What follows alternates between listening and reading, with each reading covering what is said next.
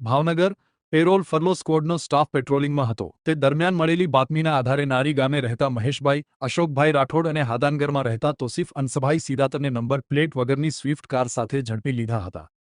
કારમાં આગળના ભાગે નંબર પ્લેટમાં ગુજરાતીમાં રામાધણી તથા કાચ ઉપર જય ઠાકર લખેલ છે। આ ગાડી તેઓએ ચોરીથી અથવા છળકપટથી મેળવેલ હોવાની શંકા છે।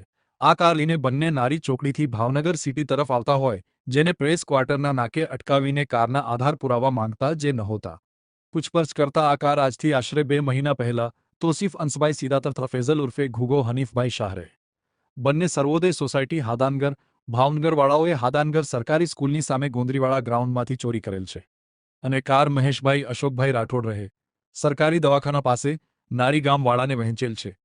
ભાવનગર શહેરમાં બોરતળાવ પોલીસ સ્ટેશનમાં સોંપી આપવામાં આવેલ છે।